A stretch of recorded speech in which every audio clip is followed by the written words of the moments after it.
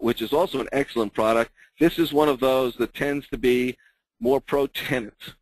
It's fairly gentle. It's the lease language itself is at the back, but the book itself is really a good way to provide an introduction to greening a building in a way that assures you that it can be done in a natural manner without a lot of angst.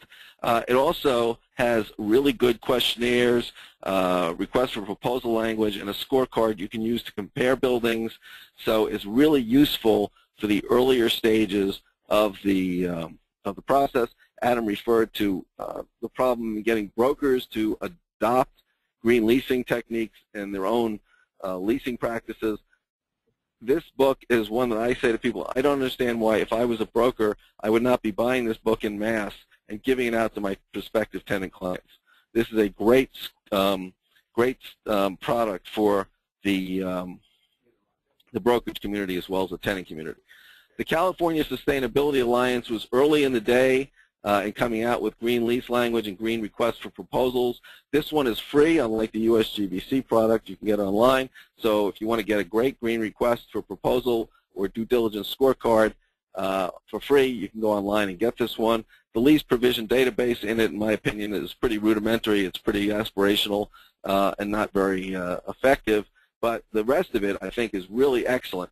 And in fact, it's linked to by a couple of other green lease resources. One is the Green Tenant Toolkit, which is from the San Francisco Mayor's Task Force on Existing Green Buildings. And they link back and forth as to their provisions. And it's also a very interesting approach that they take. There's also not to confuse you between Green Leases Toolkit, the Green Tenant Toolkit is also a Green Lease, singular toolkit. The Green Lease Toolkit is actually from London in England.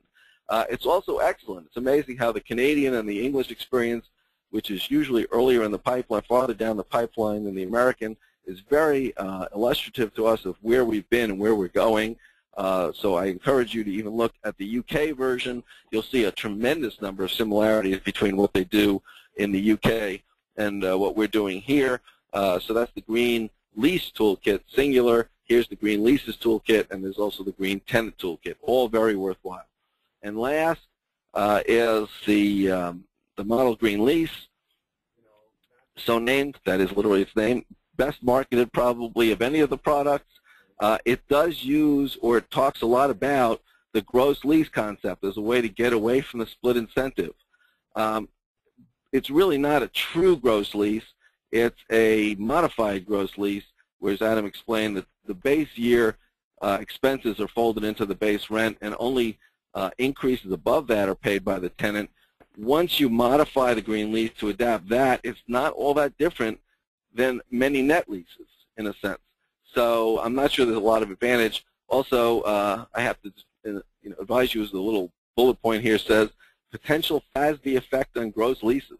The Financial Accounting Standards Board has been threatening for the last 2 years or 3 years to adopt accounting standards that will make it a lot less attractive for tenants to have gross leases than net leases. And so before you say a gross lease is the solution to my green problems, think about what that will mean for your accounting standards if you're a public company. Be very careful before doing that. As you can see from this and from the Green Lease Library itself, there is no one universal truth. We're still evolving. We're still growing. We're still learning new things. I just encourage you to think about operations, not just design and construction, even though design and construction is probably much sexier.